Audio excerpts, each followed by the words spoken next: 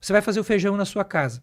Você fez o feijão do estilo tradicional. Tirei do saco, lavei, botei na panela, cozinhei. Uhum. O que custa a gente deixar esse feijão 24 horas na água? Nada. Antes. Eu deixei 24 horas na água. Tirei das 24 horas e deixei ele úmido mais 24 horas para despertar a germinação. Quanto custa? É o trabalho da gente fazer isso. Agora, a mudança estrutural que eu tenho nesse alimento é muito grande, porque o feijão, assim como algumas leguminosas, eles têm antinutrientes na casca, como fitatos, fitalatos, pectinas, lectinas. Quando eu coloco ele na água, eu faço com que boa parte disso vá embora. Quando eu deixo esse feijão germinar, eu estou dando um input de vida nele, que vai fazer a ativação dessas proteínas, que na hora de cozinhar vai economizar o gás. E vai ser muito melhor, mais fácil de digerir. Isso. Peraí, mas vamos lá, Júlio, eu que cozinho. Vamos lá. Sim. Botei 24 horas de molho. Tirei no dia seguinte. Onde eu deixo esse feijão, né? Que agora ele está úmido, sim, mas eu tirei a água, né? Onde eu deixo esse mais 24 horas? Põe numa vasilha de vidro. Plástico. A gente tem que evitar o máximo. Pode fechar. E coloca uma telinha por cima para não pegar mosquito, essas coisas, mas deixa ele respirar. Tá. Mas não bota na geladeira. Não. Daí você diminui o processo de germinação. Né? Porque precisa do calor. Sim. Né? Só 24 horas, não mais do que isso, porque daí a gente entra no processo de fermentação. Tem que arrumar umas telinhas. Isso que eu tô vendo. Fácil. Tanto pro chá, tanto pro... Tá. Isso pro feijão, tá? E para as outras sementes que a gente usa? Mesma coisa. Mesma coisa aqui no mesmo processo. Arroz também. O que diminui daí é o tempo, né? O arroz não precisa ficar 24 horas. Se você deixar ele 4 horas úmido, ele já faz o processo de despertar.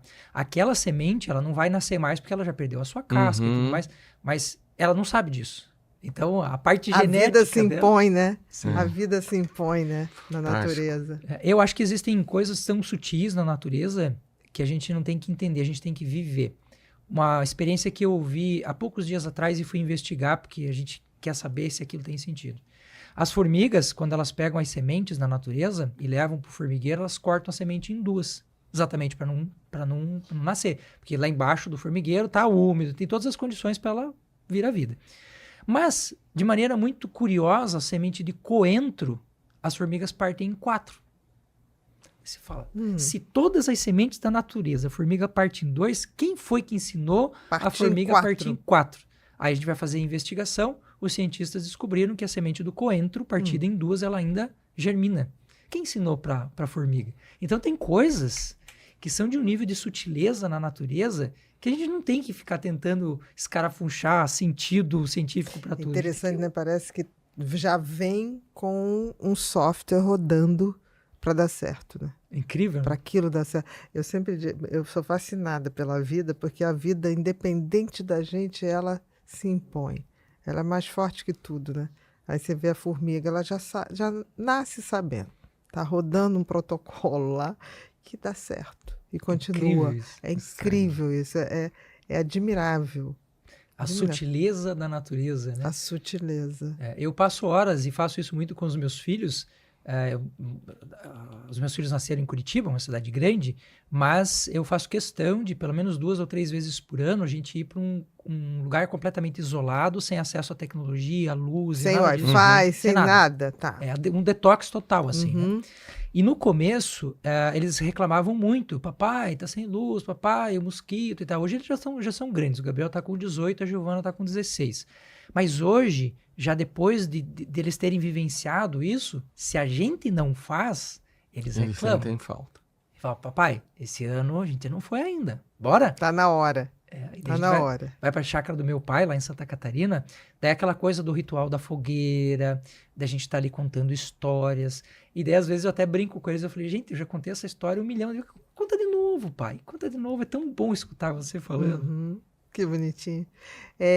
Por exemplo, quando eles iam para lá mais novos, como é que você fazia para evitar os mosquitos? Isso é um fato. Para que evitar? É que a gente pensa no mosquito como se ele fosse o monstro da história.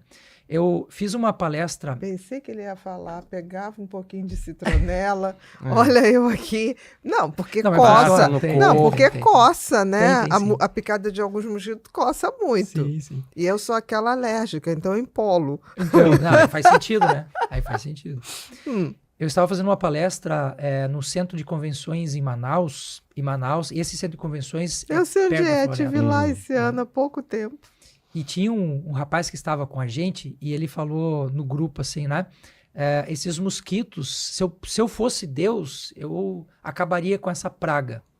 E o cara que estava do nosso lado, em inglês, falava muito bem o português, ele disse, você acha que o mosquito é uma praga? Deixa eu lhe fazer uma reflexão.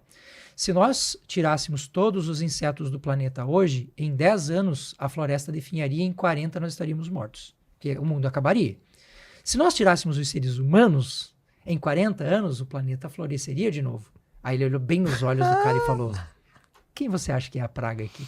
Então, quando eu vou com eles lá, eu ensino assim, claro que, óbvio que a gente vai evitar o máximo possível, e existem formas de se fazer isso, né? Se você pegar um galinho de arruda, por exemplo, misturar com um pouquinho de álcool, passar na mão e passar na pele, os bichinhos não chegam. Jura? Pelo cheiro, né? A arruda Só tem um na cheiro mão? forte. Aham.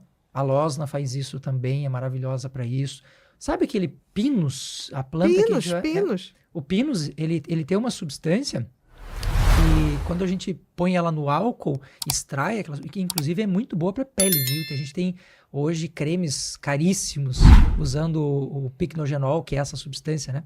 Se você passar, Picnogenol, vem dele. dele, Não é tinha do me Pinus tocado. Canaster. Picnogenol, que tem muito Uhum. produto. que é caríssimo, aliás. Caríssimo. É? Sim. Uhum.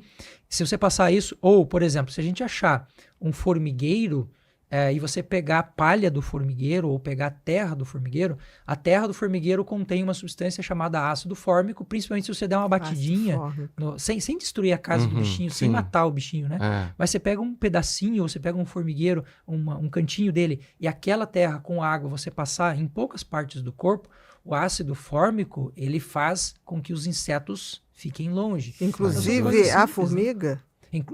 A formiga não. O ácido fórmico vem dela, né? Mas dos insetos em gerais. Mas tem um jeito de tirar a formiga. Como? Se você colocar em volta de onde você está acampando uma fileirinha de cinzas, a formiga não passa. Porque a cinza desidrata o inseto e ela mata o inseto. Então o inseto evita a cinza a todo custo. Mas cinza de madeira queimada, né? Então joga ali, Faz na barraca, joga a volta da barraca, faça um círculo.